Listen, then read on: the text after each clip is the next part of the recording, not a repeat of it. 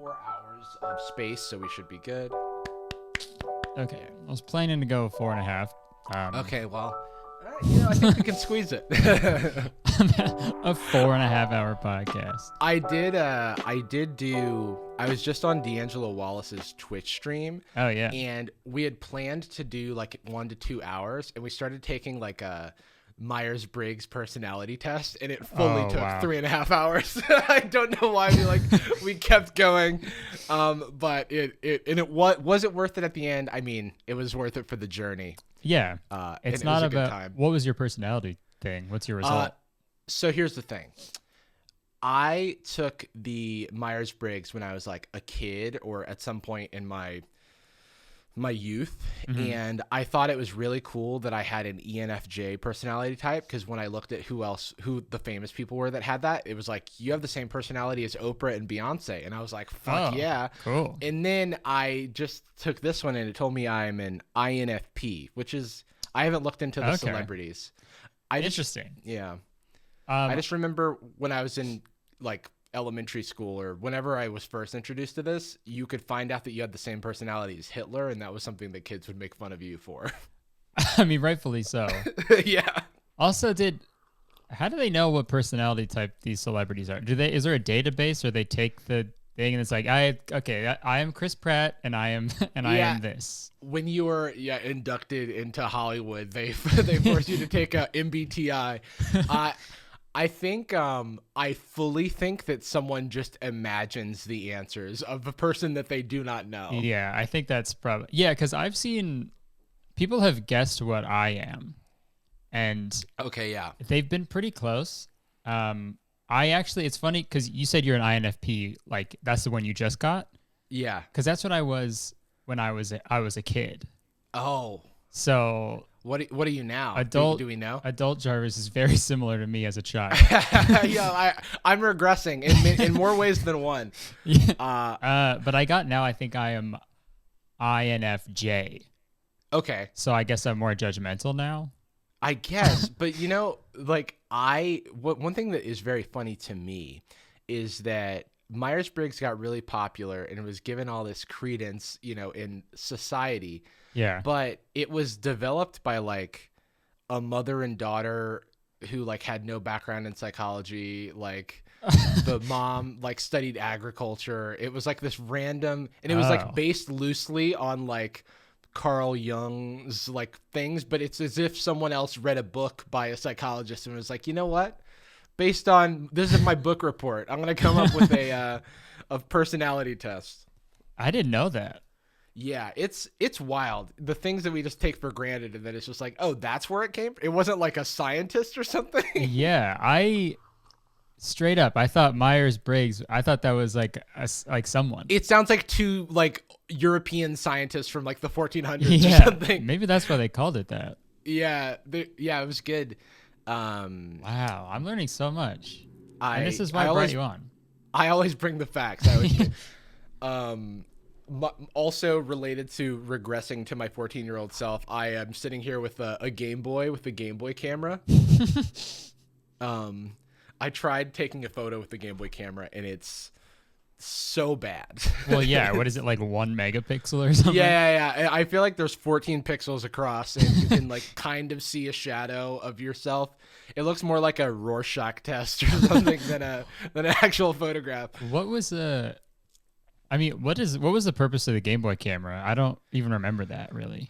So I didn't have it as a kid. I just like wanted to buy an old Game Boy, and the person on Facebook Marketplace who sold it to me included this for free, and it was like a nice little surprise. But there was a Game Boy printer, I think, and you could print. There was a Game Boy keyboard, a Game Boy fax machine. Microsoft Word. Yeah, the Game Boy full office suite. Game Boy TurboTax.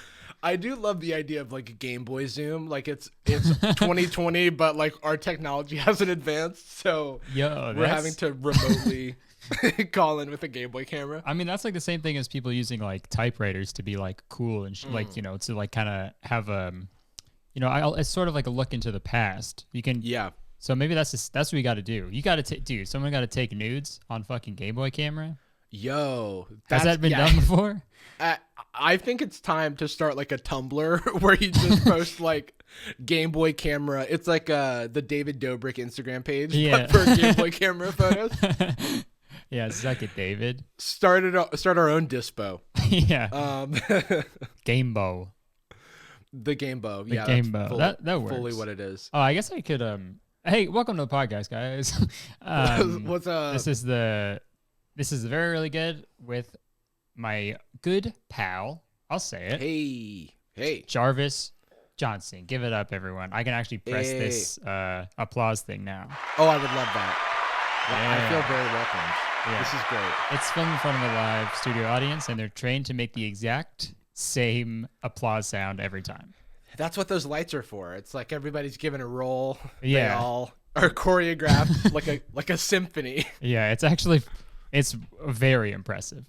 You would think that, like, I want to know the story of those guys, not like the fucking whatever the random sitcom they're watching is. How do they keep it together? Right. How did they do it every single time perfectly to a T? I do love, like, I think maybe it was in one of Drew's videos about like laugh tracks or something, where there's like a guy who has this very identifiable laugh that they play multiple times, where it's a guy that's like, my name is Jared. The time is 4:13:93. I'm allergic to bees. Every time. There's always one. Sound like I remember there being like a laugh track pretty much being used in like every sitcom, and it was always like I remember hearing the one laugh all the time of being like it was like this really high pitched. It was like it was all the time. I remember hearing it. I was like, is that just like a young Michael Jackson? Or, yeah, is it a young Michael Jackson? And is he going to every single sitcom like taping? I don't know. So I guess in my mind I was like, there's no way they're adding those sound effects in. They can't be, but they do, because there are things that are filmed in front of a live studio audience, and I also think that's weird because like in Orlando and stuff they would have like there's a lot. I think they had like a lot of production happening, like at least for kids shows and some sitcoms where you could be in the studio audience, because that's wild to me. That's I don't think I would like that if I was a kid and I like got to go to a set of like Barney or something. Right. And it only works for multicam sitcoms because I don't think they're doing multiple takes. Like I think that they're just like running through it like a play. Exactly. With like a bunch of cameras around. It's such a bizarre concept now. Yeah, because it's like, and it's also weird because you must see like the in and outs, and like I've been on set of like. Of TVs before. That's I've been inside of a TV. I've been inside a TV, and it's very confusing. So many tubes. No, I've been on set of like a TV show of like taping before, and it's like, they get the same shot like 30 times in a row, and it's so boring. And why would you ever want to like go to like a Big Bang Theory taping? Where you hear like penny. Bazinga like 30 times in a row. penny bazinga. They're like, can we get another bazinga, take 45. Can we get a little more bazing on that bazinga? It's like I'm just not feeling it today, Joe. I can like only do this so many times. I don't think I can bring in the bazinga that the people need. That I went to like I've only been to like late night show tapings. Okay. I've been to a Conan taping, and I've been to a taping of Lilly Singh show, actually. I didn't know you. I feel like I remember you mentioning about Conan, but Conan was it was like he was touring or something. It was after the infamous, we don't talk about this enough anymore, how like Jay Leno stole back the Tonight Show from Conan O'Brien. Yeah. He like had the Tonight Show for like a hot second, and Jay Leno was like, you know what? It turns out I'm bored. I would like to come back to television. And I'm Jay Leno, so I guess I'll have it now. And NBC was like, well, the Tonight Show normally has happened at 11:30 for, I don't know, since 1945, but let's give Jay Leno that slot, and we'll push Conan to like 12:45. Yeah, that was fucked up. But I love Conan so much more than Jay Leno. I'm sorry. For sure. I don't think whoever is a Leno over O'Brien kind of guy is not my yeah. It's not my guy. No, that's if you like Jay Leno more than Conan, I feel like you could be charged with something, and it would hold up in a state of unlike a court of law. Yeah, fully. Yeah, be careful. Yeah, that jury selection. Yeah, and I'll be on it. I'll find a way to get on that journey and send you away.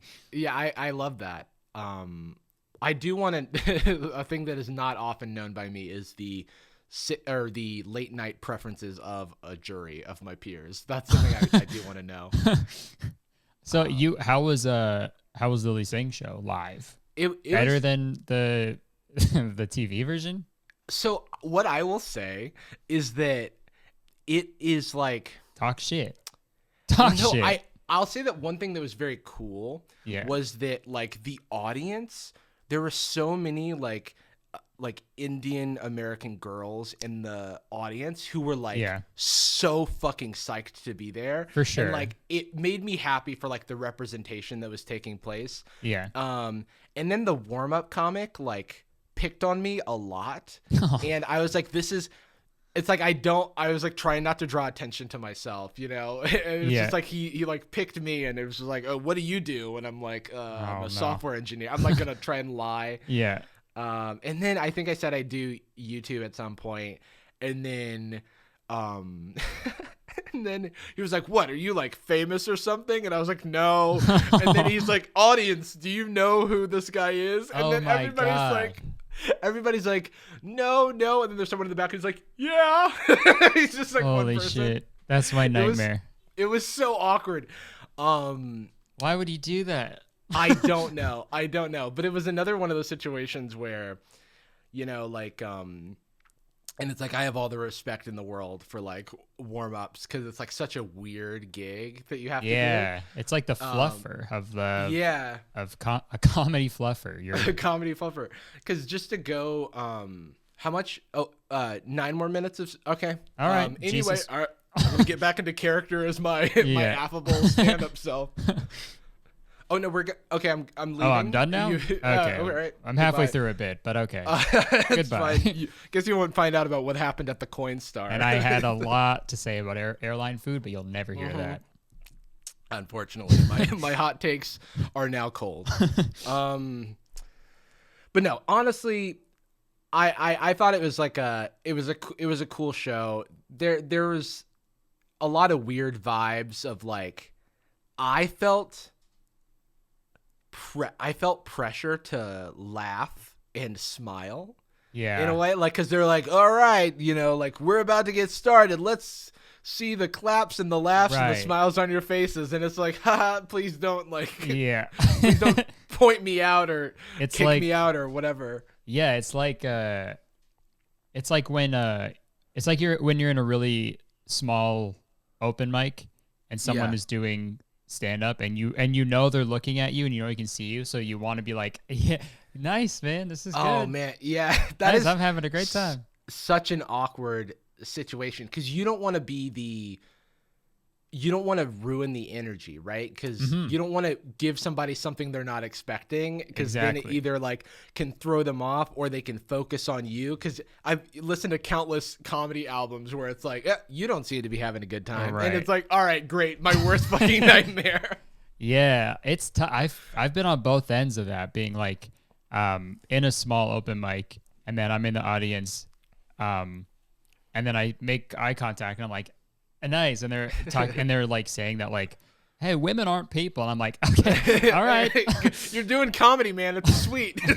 And then on the other end of it, if I'm like, I'm on stage at an open mic, I've been so many times like making eye contact with someone, and then they smile and you're like, oh fuck, I'm not doing well right now. But who knows? I mean, I'll never do comedy again, because pandemic is killing us. So it's fine. It is only, you can only do have you ever seen those like telepresence robots where they put you on like an iPad or something, and you have like a wheel, and you can control it, like that episode of Community? Yes. So when I worked at Yelp, we had one of those in the office, I think to test, but it is the strangest shit in the world. Because like working remotely when like half the like most people are in person and someone's remote is tough because you've got to remember like, oh, like, can this person hear? Can this person see this thing that we're talking about? Let's make sure to like make it accessible for the person who's like on the laptop. But when it's like they've got a physical like person, it's like you're like, hey, yeah, it's so strange. And then they can remote control the robot from wherever they are. I hate that. I hate that so much. It's so weird. I mean, it's like it's. Yeah, I don't like that at all. I feel like it'd be funny. No, it is unsettling. Yeah, it would be funny to do stand up like that, though. Yeah, I mean, if hopefully, I hope it gets to the point where it's like full like robot, like not. It was like a thing on wheels, right? It was like a Segway. So what if it gets to the point where it's like an actual like robot with arms and legs and like and clothes and stuff? You could like pants your boss, and it's not really them. Yeah, that's true. It's like the robot had a mind of its own. Right, yeah, I don't know what happened. Yeah. You could draw like a mustache on their face on the iPad and they wouldn't even know. I do like the idea. For some reason, I'm just imagining, you know, a humanoid robot getting up to hijinks and then running away, and you just hear like, as it's like scurrying. And then your boss giggling on the iPad. There's like a little oil trail behind it. It's like, I wonder who did this. It's like an old timey robot. Yeah. It uses an oil can, like the Tin Man. Yeah, can someone please oil? Everybody's drinking coffee. He's got oil. Some reason it's from the 30s. Yeah. What is this weird amalgamation of technology? That's who designed this? It's got a GameBoy camera on the front. Oh my God. Both of its eyes are GameBoy cameras. That's cool. That reminds me of the weirdest thing in the world, which is like, I want to say it was like the 1800s. They had a like chess machine that was like supposed to play people in chess, and then it was just like a tiny guy inside of the machine, like moving the pieces. That's kind of what I'm imagining as like technology from 1930. It was completely fake. Right. It's just it's like R2D2, like the person inside of R2D2. Oh, wasn't that how they filmed it in the old ones? Or am I just being stupid? No.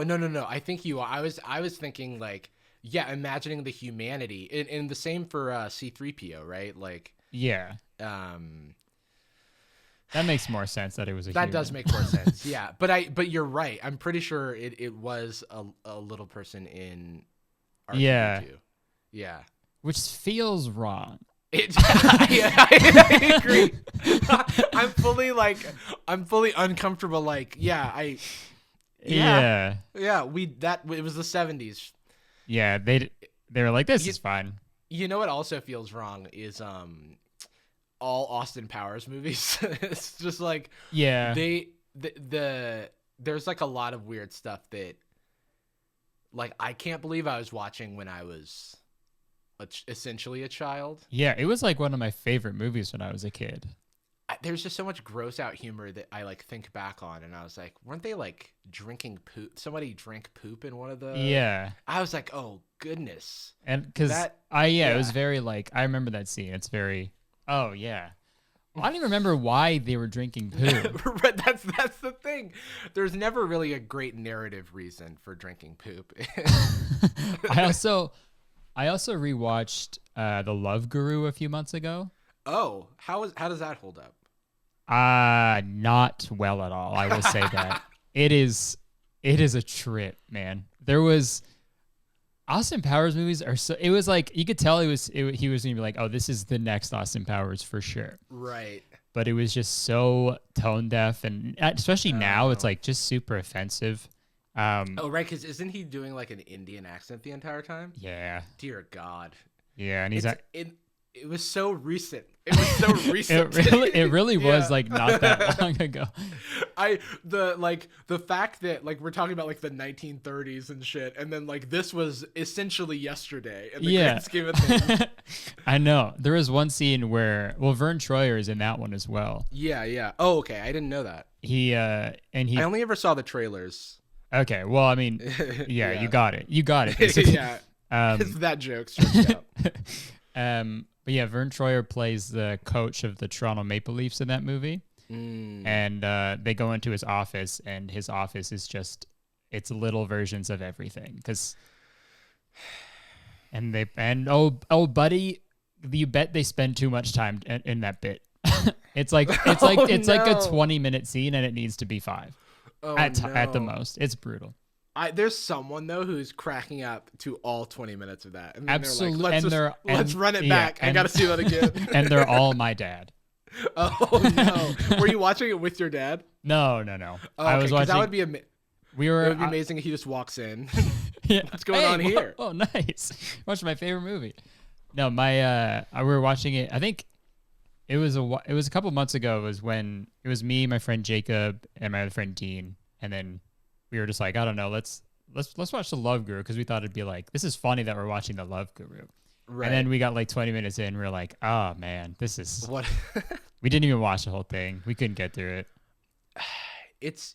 There's a certain, I don't know, it was like a fever dream of sorts. Like, because we often talk about how we don't have comedy movies really coming out these days in the same way that they used to. But there was just like a lot of weird humor leaned upon in those movies. But I do also think there's gems, you know? I remember, what was that movie about like the end of the world, or the world, like where there was like a hole that all these celebrities were like at a party and they were like getting sucked into? Wasn't that just called The End of the World or something? It might have just been called The End of the World. Hold on, I'll look it up. I think this is like how the pitch meeting went for that movie. It's like, so there's The End of the World, and there's this hole of celebrities, and what do you call it though? Maybe we call it, oh, This Is the End. This is the end. Same difference. Yeah, it is the end. Yeah, there was some that movie's really funny. It was really I thought that meta. I saw it in theaters and I was like, this is a movie that I like. Do you? Okay. I was a 14-year-old Roger Ebert. Yeah, halfway through the movie. This is a movie that I like. You stand up. You stand up on your seat, declare it to everyone else in the theater. Here, I like tap a glass. Hear ye, hear ye. This is a movie that I like. This is a movie that I am enjoying. All right, back to it. I want everybody to know. Press pause. I would like everyone to know. There's a guy hand cranking the film. Yeah, okay. He's like, what is it? Do you have a favorite comedy movie? Oh, yes, I do actually. So it's tough to decide, but It's Love Guru, isn't it? Specifically, everything but the first 20 minutes. My favorite movie. So you really missed all the good stuff. I love Mystery Team, which is like the Derek comedy movie. Okay. That they made. I actually never saw that. It's great. It's like bad, but in a good way. Like I also love pretty much everything like The Lonely Island has done. But yeah, like Hot Rod and Pop Star, I think, is an underappreciated masterpiece. Oh, Pop Star is so fucking funny. I have my friend Jordan, who you met on the podcast, yes, got me Thriller also on vinyl, like the album from Connor For Real. That's so good. I didn't even know they made that on vinyl. That's huge. I didn't know either. It was such a surprise. It was like a prop came to life. Yeah, I remember. I was like so high when I watched that movie. So I remember like laughing, like crying at that movie. But yeah, I need to rewatch it again. Like I watched it recently, and I think it holds up. Like, it makes me upset that like I think that the marketing for the movie like really like there was just like taxi cabs with like Pop Star written on the top of them, and it was like, what is Pop Star, what is this, like, the movie ended up underperforming like at the box office. And so I think but I don't know if it was their fault, because the movie itself is like, it's perfect. Oh, it's so funny. Yeah, I wonder, I feel like, because I remember seeing trailers for it and being like, oh, that's probably funny, but then like I never saw it in theaters. You know what, it reminds me of another movie that I forgot came out in theaters and I saw, was Key and Peele's movie Keanu. about like the a cat. I never saw that one either. Yeah, it's like a weird, like it's like we don't talk about it, but I feel like that was like maybe the last comedy movie that I saw in a theater. Wow. Yeah, I cannot remember the last. Yeah, because it's like I'm not. Yeah, because I feel like most of the comedy movies that come out are like, it's like Kumail Nanjiani and like Issa Rae, and it's like, how did these two? And it's like that's. I mean, I'm sure it's great. I've actually heard that movie's good. Yeah, but it's always like it's like Kevin Hart and somebody else who's not usually in a comedy, but he is now. Right, and so it's like the straight man and the funny man, and then Kevin Hart's like, I'm Kevin Hart. How are we gonna get out of this? And the guy's like, I don't know. That's what the movie's about. I'm the straight guy, and you're weird. Yeah, like, this summer. Yeah, I know. I feel like, all the movies that I can't even think of the last comedy movie that came out. Maybe it's like, I guess just they don't make as much money like and like in the box office, because like when you think of like, it's all just like Marvel action stuff, right? Like I saw the trailer for Kong versus Godzilla yesterday. Oh, I was like, I didn't even know that was happening. I didn't know they existed in the same universe. That movie sounds like it exists entirely for like a non-American audience almost. You know, like when they like make Transformers and it like. Everybody shits on it in America, but then it like prints money in China for some reason. Right. Yeah, like, they're banking on that. Yeah. And that's the thing. It's like I guess there's only so many screens, you know, that you can put a movie on, and now so many of these movies have like $200 million budgets.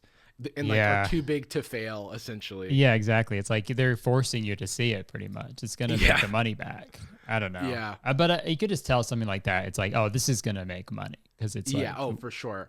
We can make a big trailer. The trailer's got like 20 million views and shit. And it's like, Jesus, fuck.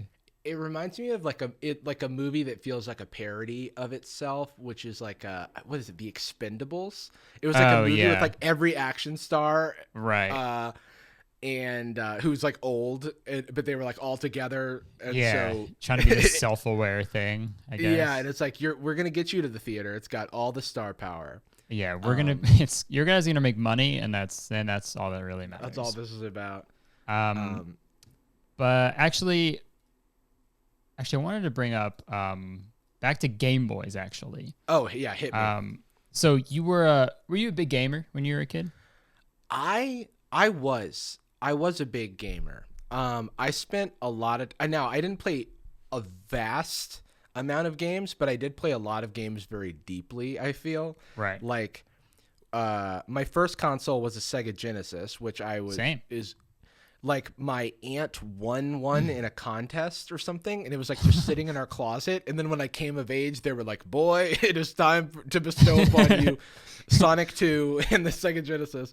It's like that was my first game, and then I got like a N64, and I had a PlayStation, and I was playing a lot of the classics, and I feel like I spent the most time. Oh, actually, like in my early days, it was like Sonics and Mortal Kombats, right? And a lot of demo discs for the PlayStation. Like, dude, that's so weird you say that. I literally 2 nights ago, I was thinking of this demo disc that I had on PlayStation that I would play all the time. It had Medieval. I had a Crash Bandicoot one. I had like this little ninja guy. Bushido Blade. Well, there's Bushido Blade on one of the demos, and I was like, "This is so cool." I forget the name of it, but it might have been that. But and I like literally looked on YouTube for like 2 hours to find like a screen recording of it or someone actually like playing it. Yeah, and I ended up finding it. I think I put it in my favorites or something, or in my. I just remembered a game I spent so much time playing, and I think it was about like Bloody Roar. Do you remember Bloody Roar? I think it was on one of these demo discs. That sounds familiar. Like it was like fighters who were like also animals or something. Oh. Yeah. Why does that sound so familiar? I know. It's like I feel like it was on every demo disc, and then eventually I got into it. That sounds like a game that only your friends would have. You gotta have Bloody Roar. Like, well, yeah, what? It's like, what is this? Yeah, it's like we've got super Morio or something. It's like doesn't feel like it's a real game. Yeah, Mortal Kombat. Yeah, Kombat. Oh yeah, I think I remember playing this game. I feel like it was very cool, but yeah, it's like furry. It's like a furry fighting game. Yeah, I guess now in retrospect, that's what it is. I thought it was so cool because you had these crazy like you'd turn into like a crazy beast and then just like maul your opponent. I think it kind of went in with the Mortal Kombat vibes as well. Yeah, it was like furry Mortal Kombat. Furry Mortal Kombat, yeah. Mortal furry combat. So, did you play a lot of Pokemon then, or were you just into like the cards? Played a ton of Pokemon. Mm-hmm. First, I got a Game Boy Color for like a birthday or Christmas or something, and I got Pokemon Yellow with it, and I was just like glued to it. I was always confused by Pokemon Yellow. I had Pokemon Red first. Yeah. And then I got Yellow for Christmas, and I was like, I don't get it. This is like a game, but now Pikachu follows me around. I don't get it. Yeah. So I never played that one that much. It's, it was my first, and so it gave me a weird I like always wanted a Pokemon to follow me, and then like in all the other games it like wasn't a thing. But no, I think I was like more consistently into the games than I was the cards back in the day. Yeah. And that continued for even like one thing I regret is that up until high school I was just broadly games. I like played Counter-Strike Source a lot in high school. Okay. And like a lot of on GameCube I was rocking like Tony Hawk Pro Skater 3, Sonic Adventure 2 Battle, which I have where is it? Framed on my wall. I have framed. It's one of the fucking best games of all time. Fucking love this shit. And I always, had a little thing for Sonic, I guess, since the very beginning. And most of the Sonic games are bad, so you get excited when like one of them is when one of them is okay. Yeah. And then like Zelda, I was like, I think Majora's Mask is probably my favorite game of all the Zelda games. I think of like one of my favorite games of all time. Oh, all time! Wow. I just think it's got like it's like a very cool, very dark story, scared the shit out of me, but also has like an interesting story in terms of its development because it's like following up like the biggest game ever. Right. And it was like made in like a year, and like it was this interesting use of resources. Like they couldn't build another big massive world, so they have this like looping time mechanic, and then like there's a lot of cool stuff going on there where it's a lot of recycled assets from Ocarina of Time, but I think they made something like so much more interesting. Yeah, I remember it was when I first played that, because I was like obsessed with Ocarina of Time. I played it like I played that through that game like 30, 40 times probably. But when Majora's Mask came out and I started playing it, it was like at first I hated it, and I hated it for years. So I was like, what's the point? I can't just fuck around. I can't, and I didn't understand it really. But then like once I got older, I started replaying it. I was like, oh, this is fucking like amazing. It's so good. I played it again like maybe like right before I finished college, and I was just like, this game, like there's a lot here. There's a lot of like moral lessons. There's a lot of like dark themes that like and also it is just horrifying. Like looking up in the sky and seeing the evil face of the moon, like staring it's down terrifying. At you. It's haunting. Yeah. Yeah, there is even like the side quests to get the mask, like that one story, that big storyline with like the one person who was like turned into like a kid. Yeah. And you had to Keife or whatever. Something like that. Yeah. People who are turned into a kid. There's the couple's mask was one I could never get when I was a kid, because you were like, there was like some burglar that you had to catch, and I like didn't have the like dexterity in my thumbs to like run after the guy fast enough. And there was just like a lot of good. I felt like I went on a journey. Like every time you would like come back to Clocktown and you'd have like all these new masks and new like things. It was almost like you were returning home from battle, and like you've got like all your fucking you're back home from war. Right, yeah. And you're trying to get your wife, trying to find your wife. Where is she? So the reason I brought up Pokemon. I'm a big Pokemon You're a big Pokemon guy. You like the cards. You're You just did a stream where you opened like a bunch of packs and stuff, right? It's true, yeah. I'm surrounded by Pokemon cards as we speak. I've even got a Pikachu stapler right here. How's that for business? Dang, dude, chill. I know. Watch out. So I thought it'd be fun. I'm gonna share my screen here. Okay, let's do it.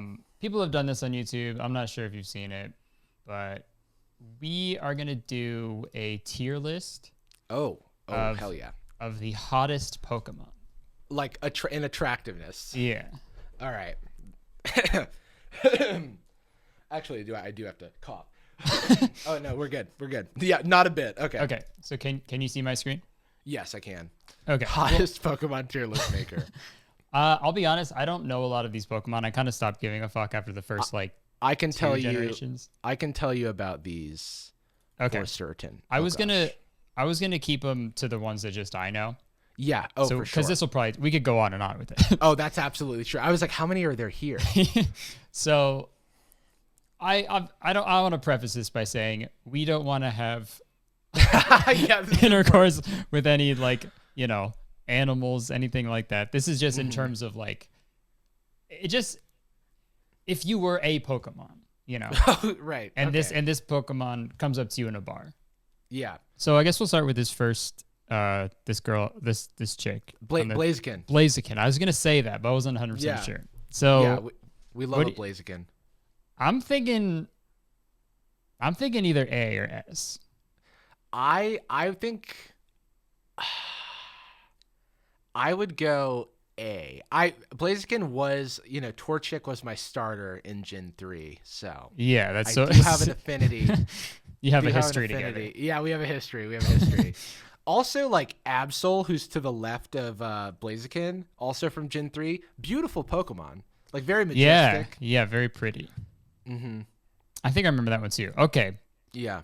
So we'll do Absol first.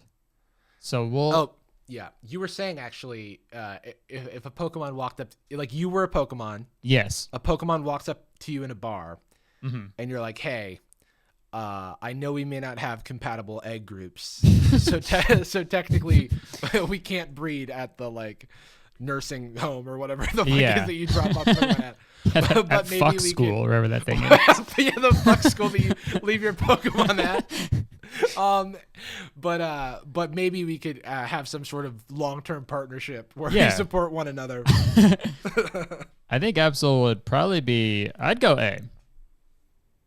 A for Absol. Yeah, exactly. It works out. And then I think Blaziken, I think I like the fashion sense, the flared pants, it looks like. The flared pants, yeah. It's weird because, I think that Blaziken's fatal flaw is that this Pokemon is based on a chicken, which is just, not, inherently, it's hard to cartoonify a chicken into something that, looks cool, I think.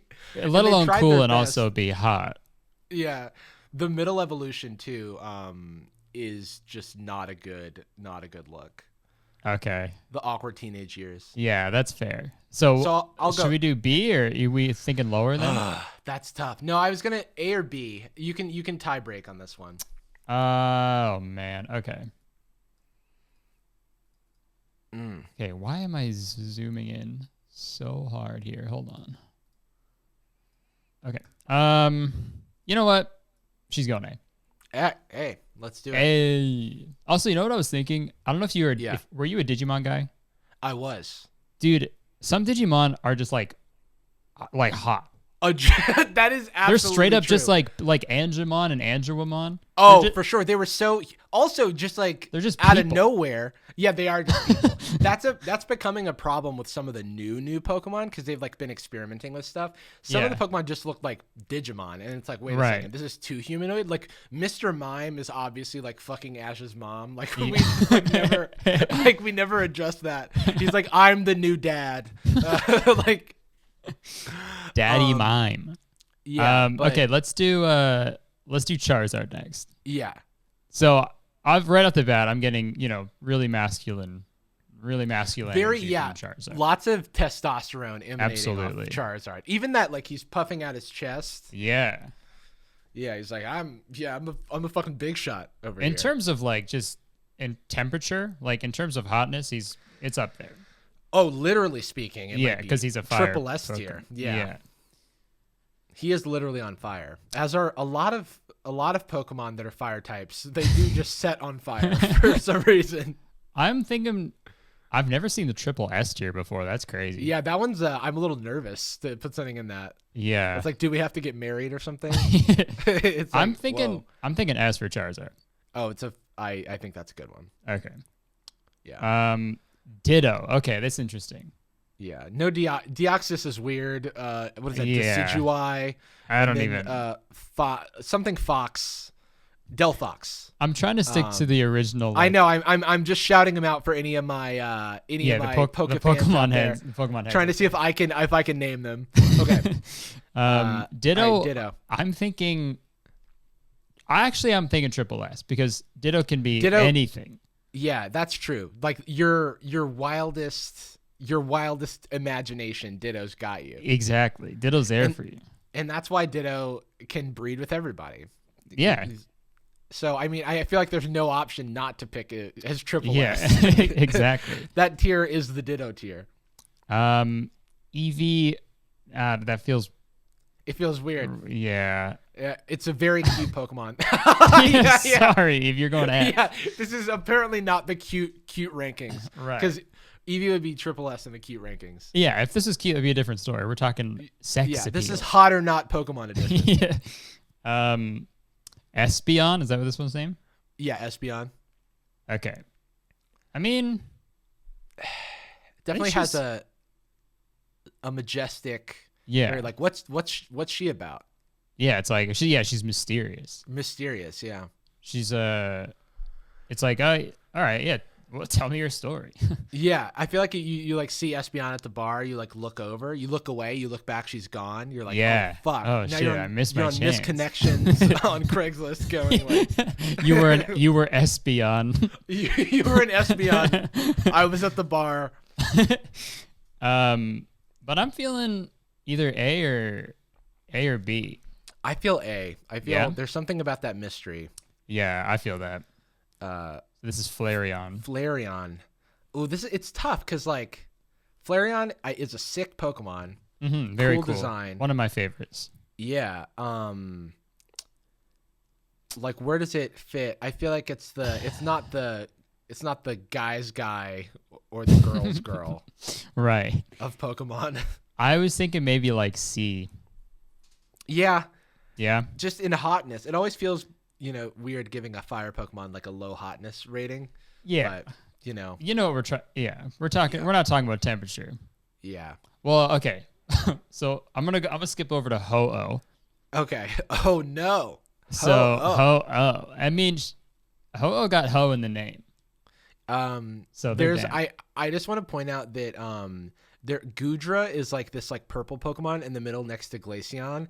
Okay. And his first the first stage of Goodra is called Gooby. No way. And I just think Gooby is a great name. It's just like let me make sure I have that right. Yeah, I did. There's a Pokemon called Gooby? And then the pre-evolution is Sliggoo. Goomy, not Gooby. Well, damn. Is there a Gooby? There is. I mean, there's a Gooby there's movie. A movie. But... Yeah, damn. Not to be confused with the Goofy movie. Well, no. Anyway, I just wanted to point that out. Ho-Oh. I feel like Ho-Oh is pretty. It's tough. I feel like Lugia is hotter than Ho-Oh. Yeah. But Ho-Oh also has the, like first episode of the Pokemon anime, Ash sees the golden Ho-Oh in the sky. True, yeah. So it's like, whoa. Mysterious. Even more mysterious than Espeon. Even more mysterious than Espeon. Yeah, okay. So that's pretty... I forgot about that. Yeah, it was a weird shout because, like, as kids, we never thought about how, like, this was happening from like the games came first. They were already making Pokemon Gold and Silver by the time the anime started. Yeah. And so they could leave all these teasers to Gen 2 Pokemon. And I was like, wow, this is crazy. They really like thought ahead. But... So how about, but in terms of Yeah. Just I if feel that like wasn't B feels right. Yeah, I was thinking B. It's just I don't know. I can't explain why. It just feels right. Just feels right. Let's go down to Jolteon. Jolteon. Can we just put Jinx in the F tier? Yeah, let's do that.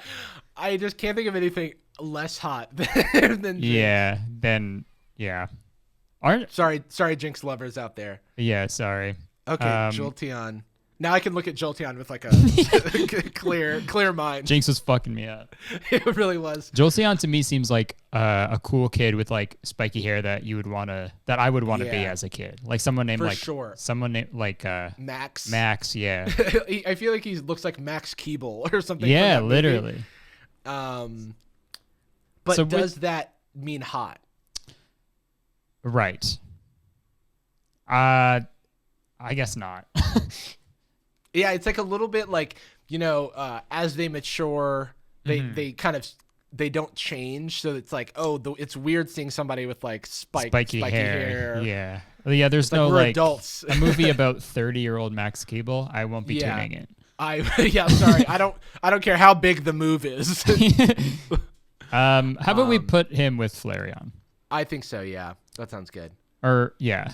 Okay. Yeah. So how about we move over? I don't want to spend like a bunch of time on this, but even though we already actually Lugia is here. Okay.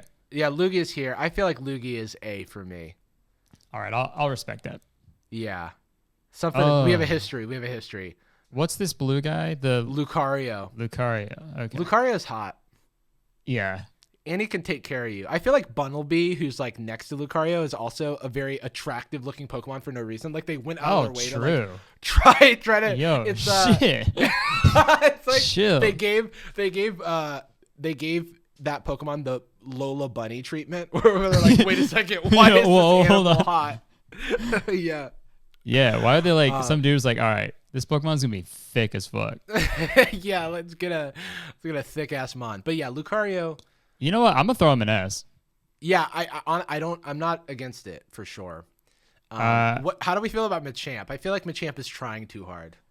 Like, yeah, he's like overcompensating. Yeah, we get it, bro. You have a lot of arms. Like, yeah, fucking relax. You can wear more than one watch. Put on a shirt. Yeah, like seriously, like nobody wants to see this. That's like, I guess it's like obviously the bipedal Pokemon. You feel more inclined to be like, okay, I feel okay calling that attractive because they're more like humans. Right. Because this could just be. Whereas like Mawile next to Machamp, like what the hell is it? Like if you take the two arms off of Machamp, like the two top arms, that's like that just looks like a fella. That he is just a fella. But think about it like this: if you were seeing a fella at the bar, you approach and then you see he has two additional arms. Like that does kind of give me a little pause. But there's a lot more he could do with those arms, you know. True. He can carry more stuff if we're like moving. Yeah, he's like he could hug you, and he could also, I don't know, do some other stuff. Juggle. Yeah. And that's pretty hot, you know, multitasking. Yeah, maybe B. Yeah. You drive a hard bargain, so let's do B. Mewtwo. Oh, that's tough. Because that purple thing is his penis, right? Yeah. He also has a nice deep voice and speaks English. Yeah, so you can really talk about, Yeah. You talk about the episode of New Girl that you watched. You can talk about. But okay, can I quickly say that over the holidays I was at my friend's place in San Diego and we decided to watch Pokemon the first movie. Yeah. And Mewtwo the entire time is just like, why do I exist? He's like really existential. Why did they make me? And it's like I just want, and then he just like the entire time he's questioning the purpose of life and shit, and that would get old very quick in the household. Yeah, it's like, hey, get over it, man. Do you want to watch New Girl? And it's like, why should we watch anything? Yeah. Why do we do anything? Also, I feel like there's a little bit of an ethical concern because it's like a man-made Pokemon. Oh yeah, true. Yeah, it's kind of weird. Yeah, I'm thinking D. Okay, yeah, I'll go. I was thinking E, but I think I can do D. The deep voice puts over the top. What about this cow Pokemon? Miltank. The only Pokemon with nipples. There's a there's a Pokemon card called Moo Moo Milk that is censored in. They changed the art because in the Japanese version they're like milking a milk tank or something. And they're like, yeah, this is too weird. This is weird. I also remember hating Miltank when I was like fighting them in the Pokemon game. Like Courtney or whatever, the gym leader in the second gen has one. Yeah, roll out. You know what? I'm putting Miltank in F. I'm sorry. I think that's fine. Mr. Mime. Mr. Mime feels like the guy who like you don't think twice about, but secretly he's like getting all the tail, Yeah, he's got like you can tell he's got pizzazz. He's got charisma. Pizzazz is the perfect word to define the vibe of Mr. Mime. Okay. I'm thinking a little higher on the list. Okay. I'm thinking B range for me. Okay. I was hanging around A, but I could put him down to B. We do have an example of Mr. Mime developing a strong relationship with a human. Right. AKA he's got mom. He's got Mr. in the name. He's professional. Yeah, he is. He's a man of he's a man of business. Yeah. Of much renown. Yeah. Okay, I'll throw him in B. How about that? Okay, yeah. And we'll do one more. How about we finish with We can't do Pikachu. No. Let's do Snorlax. Snorlax for sure. All right, let's put Snorlax in like here's the thing.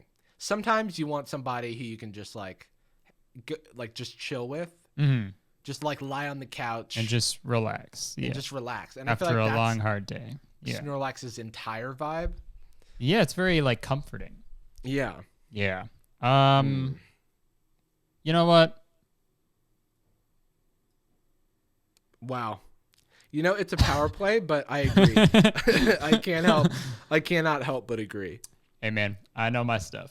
Yeah. No, this is a great tier list. Yeah, I'm sure people will agree without question. PETA will be a big fan of this. Also, I will say when I was researching that, I also stumbled across an article called I won't read the whole thing, but okay. I'll send you the link after so you can read it yourself. But it's the funniest article I've ever read in my life. It's called Top 30 Most Beautiful Yu-Gi-Oh! Card Girls. Not even hottest, man. Like the most, and this man is so down bad. He is so horny writing these. I'll read you one excerpt. Hold on. Oh God. Okay. Also, number one, they went with Dark Magician Girl, which feels weird. I was gonna say that. I was gonna be my guess for number one because people just are obsessed with Dark Magician Girl. Yeah, but okay. Hold on. There was one that I saw that was fucking so funny, man. I was God. I was crying reading this fucking thing. Okay, here we go. Laval Lakeside Lady. Okay. Obligatory hot double entendre aside, Laval Lady's a dangerous yet intriguing lass. You'll have to run through burning forest to catch her, but she's glancing back as if she wants you to follow. Is it a trap or a girl with uncontrollable powers? Either way, she's an average card. Weak stats, but tuning capabilities, plus a graveyard banishing effect to destroy a set card. Dude, he's like so... I do want to see so this is a thing that I strongly dislike, is like this obsession with waifus in I feel like it's a lot of media where there's these like full art cards of Pokemon in the new Pokemon sets, and there are like girl characters where it'll be like a full art Misty or something, and then like it'll be like a expensive card because people like are collecting like the attractive anime waifus or whatever. Oh yeah. And it's the same for Yu-Gi-Oh. They call it the waifu tax in the card game because they're like, oh, this card's expensive because like Charizard's expensive because everybody loves Charizard, and then this card is expensive because waifu tax. Because Charizard's not expensive because like people don't want to fuck Charizard. It's like a cool card. It is, it's just odd. I also do love the idea of creating a Twitter account that's like dudes who are down bad for waifus or something. Literally, the dude, like this guy, and I looked more like the author of this article. Sorry, he has like I just imagine writing like, "Hope she sees this, bro." Literally, the guy who wrote this article has like a master's degree. He's like a smart guy, and he's like, you know what? I want to fuck these cards. That it is something that I have encountered before, and I encountered it a little bit in school. It would be like I would go to somebody's dorm room and they would have like a few too many like figures of like busty anime babes, and I'd be like, right,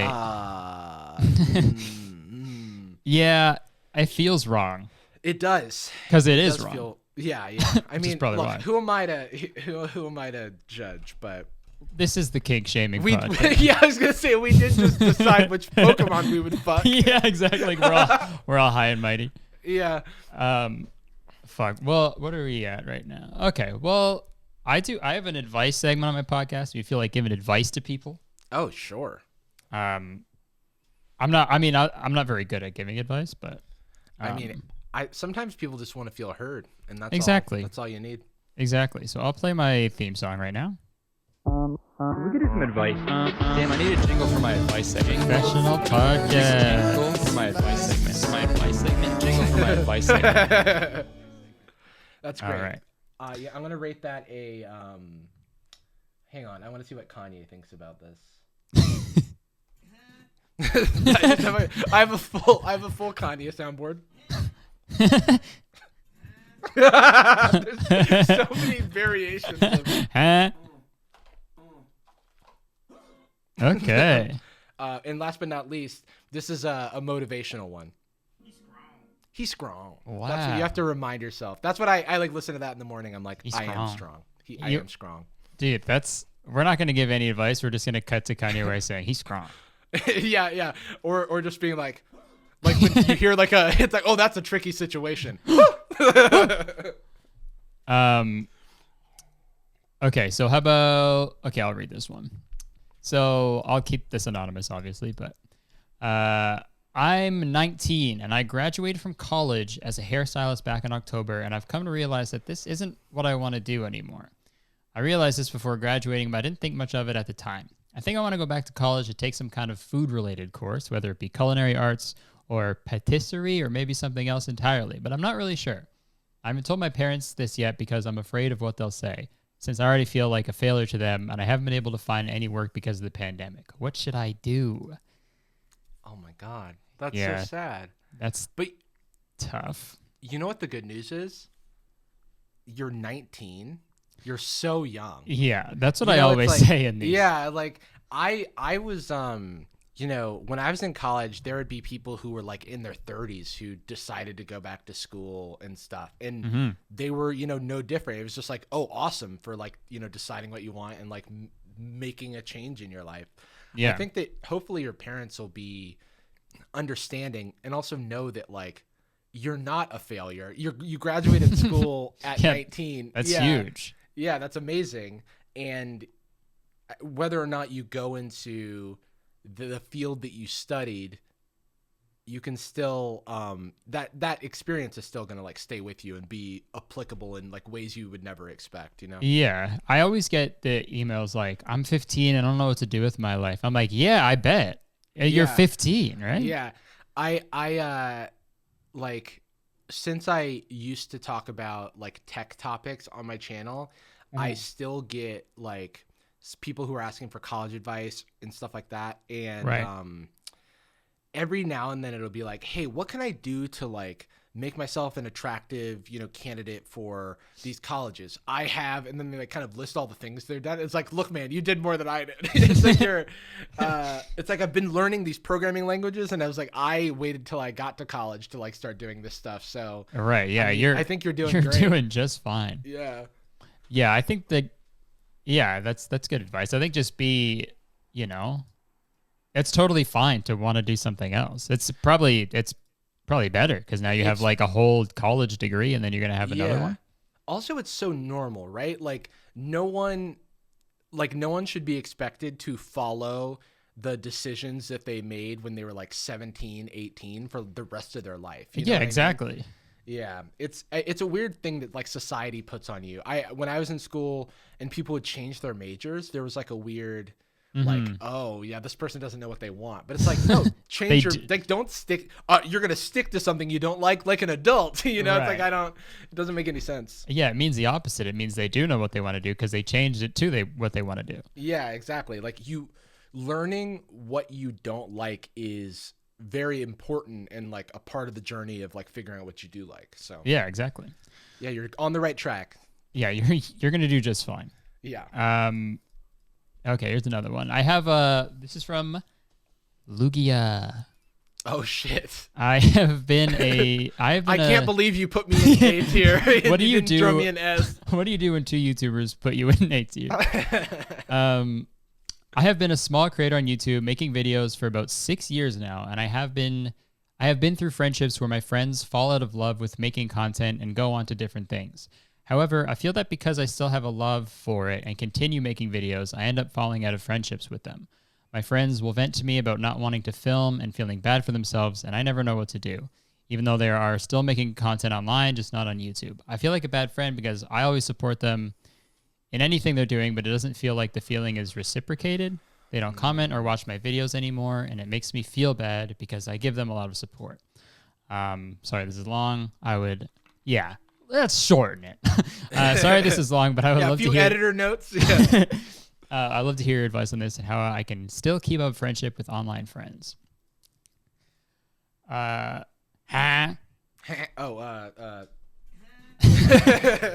like scrambling. It's like which one? So this is a tough situation, right? Because I feel like this person, Lugia here, has a lot going for them, and that they should be like aware of like how awesome it is that they enjoy what they're doing. You know what I mean? Like, yeah, that's super duper cool, and that's super hard to find. And absolutely, that's awesome that you have that. Yeah, I think to be able, what did they say, 6 years? That's incredible. If you're still that's amazing. Yeah, because a lot of people, I feel like, just would give up because maybe they're not getting the views or whatever that they were expecting. But that's not really why you should be creating it in the first place. It should just be fun. Yeah, because even if the views came and you weren't enjoying yourself, it's not going to be sustainable. Yeah, what's it really for? Exactly. But then this thing about friends who, you know, you feel bad for like drifting away from them or feel like you're losing friendships. There is a natural like drifting that can happen among friends when you kind of your lives change priority wise. So absolutely, that's like normal. Regarding the support thing, it's really shitty to feel like you're giving a lot to a friendship or a relationship and not feel it reciprocated. Yeah, and you're not obligated to give. You know, like that's something that you're doing out of the kindness of your heart. And as hard as it is, sometimes you want to like invest in people who are reciprocating, you know? Yeah. Like, you want it to be an exchange. Right. Yeah. I don't think it's, I don't know. It made me feel sad when it says they feel like they're being a bad friend. Right. It's like, they're not, you're doing great. you're being great. You're still supporting them in anything they do. Yeah. But if they don't support you, then I mean that's not, you know, friendship is a two-way street. Yeah, and you've got this awesome quality of like investing in your friends, which is like a thing that, you know, everyone wants in a friend. So, you know, you're a sought after commodity when it comes to that. So like your stock is rising. So everyone's going to want to buy now. Yeah, you are the Bitcoin of friendship. Yeah, you are the Tesla. Yeah, maybe not Bitcoin. You're the Bitcoin of friendship. Is like sometimes you're up, sometimes you're down. No, but I think it's I feel like you have all the right ingredients, you know? It's just a matter of letting yourself off the hook if you don't want to. It's natural to not want to invest in people who don't want to invest in you, you know? Yeah, absolutely. Yeah, well, like where's the if my friends didn't like what I was doing, I'd be like, all right, fuck, see ya. It's fine. Yeah, like there's more people out there that will fuck with you. Did you ever feel that guilt though when you were like felt some sort of guilt when I drifted away from like friends who I grew up around, because I was like, oh, I know this person, I've known this person for so long. Does that mean that I have a responsibility to like remain friends with them forever? And it's tough to like have those changes happen in life, but they are normal. Absolutely, yeah. And I think that's something that we all, you know, I kind of learned, whether someone lets you know that or you figure it out yourself. It's like, I think it's totally like healthy and normal. Like I had a friend growing up.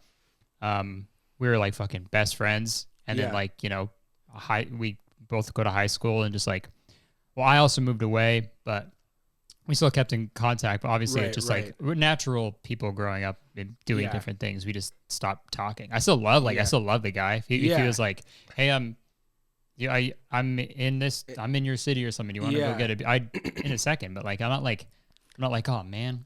Yeah. Friendships aren't so fickle in that way. If you like if you kind of let them breathe, I don't think that, you know, even if you're not directly investing in the friends that you have now, doesn't mean that you're not being a good friend or not being their friend anymore. Cause I'm the same. Like one of my friends, a few years ago, who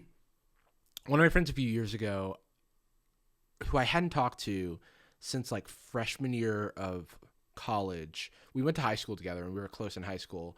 And this is maybe like 6 years after that. So I'm like 2 years out of school.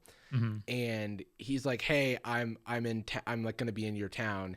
And he like crashed at my place and we like caught up and it was like so great, you know, because it's like just like, you know, no time had passed, but we were just like catching up on each other's lives. And that's like such a beautiful experience because you know that those relationships are there even if you're not actively maintaining them, you know? Mm-hmm. So I think, you're in a much better spot than you think you are, Luke. Oh yeah. You got nowhere to go but up. Just like Bitcoin is what I was saying. It's true. Put all your money in Bitcoin. A Bitcoin podcast.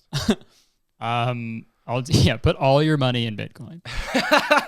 I'll do one more because it was an interesting one. Okay, so hey Curtis, I've been having thoughts lately. What do I do? And those thoughts lead me back to more thoughts and started thinking more. Eventually, I started thinking about comedy, but see, I'm a girl, and I think that's a problem. Ever since I was little, I always wanted to be a comedian, and I always made people laugh growing up. In the back of my mind, I always thought that I wanted to be a guy, but I wanted to be one because of comedy. I always found that guys generally are always considered funny, and I think I am pretty funny, but I feel if I did stand up or at least start a YouTube channel, people wouldn't really find me funny, and I'm scared to see a guy comment something like, hey, you're a girl, why are you trying to be funny? Girls aren't funny. How can I deal with this? And that made me so sad to read. One, because if a guy's commenting that, they're a fucking dumbass. You don't want them watching your shit anyway. And two, it's some a of the reflection of them, not of you. Not of you at all. You're doing what you want to do. And two, literally the funniest person I've ever met is a female comedian. And probably like I can name several like female comedians who are my friends who make me laugh like so fucking hard. Yeah. And it's like, I don't understand there's this weird misogyny, like this women aren't funny, like that is I feel like it's like baked into culture somewhere. Cause I remember when I was young, there's always so much bashing of female comedians. I know like Amy Schumer gets it like a ton, you know?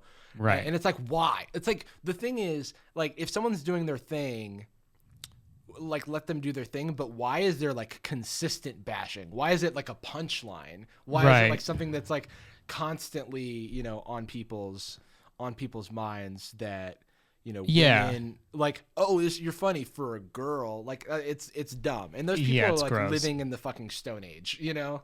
Literally. My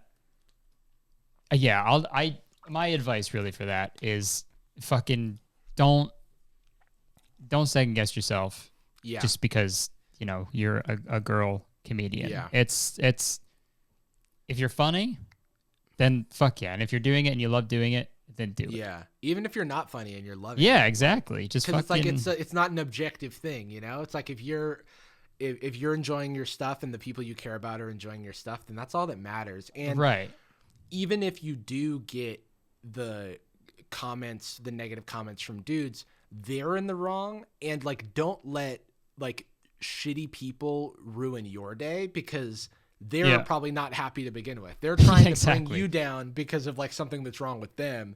So you gotta like, not worry about that and keep just focusing on yourself. Cause it's another thing that's like a really good thing is that you have something that you love and you want to pursue. And a lot of people don't have that. And so it sucks that you feel like you can't pursue this thing you love because of how, you know, you'll be treated or how people will treat the situation. But hopefully you feel supported by the people close to you.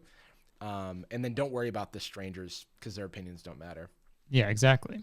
It's so annoying, because comedy is like, just starting comedy and getting into it was like the best fucking thing ever. And for me, it was like, I don't know, like changed my whole life. It made me like actually like appreciate like stuff that I do and just like living in general. So it's like the fact that and obviously I'm super privileged. I'm a fucking like straight white male. So I was like, I had it pretty fucking easy going into stand-up comedy, obviously. But to think that it can't be that for people, it's frustrating. Yeah. And it's, and that's, you know, for dudes who are listening, you know, like think about how, be reminded of your privilege and how you can make, you know, spaces more accessible and more friendly to people who don't share your same experience and background. And when people speak and people tell you about their experiences, listen to them and take them to heart, and don't try to, you know, go, well, that's not my experience, so your experience must be invalid, because you're two completely different people with two completely different experience. You know what? I think we did it. We solved the human condition. I feel like we just fixed everything. I honestly, what's that, Mr. President? I feel like mission accomplished. He's calling you on your Game Boy camera. Yeah, it's a versatile device. A Game Boy phone. Well, I'm gonna have to get you on the fucking advice segment all the time. That was great. Oh, thanks. You have so much better advice than I do. I showing me up. It's like I have a podcast about that's a lot of advice giving. So true, literally. it's a you have well-worn muscle. I practice. Well, I won't keep you for too long. We went for how long? Like an hour and a bit? Yeah. No, it's a blast. This is a great time. I mean, everyone already knows it, but if they were listening, but you're great. Love what you do. Your videos are great, and literally the podcast I did with you and Jordan was like, it was like so much fun. I had a it was blast. So much fun. We were still talking about like how good of a time it was. So we've got to do that again sometime. Absolutely, we can talk about Slippy's penis again. God. It's like every day that goes by that I'm not thinking about Slippy's penis. Honestly, it's a bad day. But yeah, everyone can go check out all of his social media and stuff will be in the description. Check him out. And yeah, fucking keep anything you want to leave the people with before you sign off. You're valid, and you're great, and don't let anybody tell you otherwise. And Snorlax is triple S tier. Along with Ditto. The one that you wouldn't expect though is Snorlax. the guy she tells you not to worry about. Well, I would have Ditto turn into Snorlax. All right. Well, on that note, thanks so much for having me, dude. Yeah. Yeah. Thanks for coming on. All right. Goodbye, everyone. Goodbye.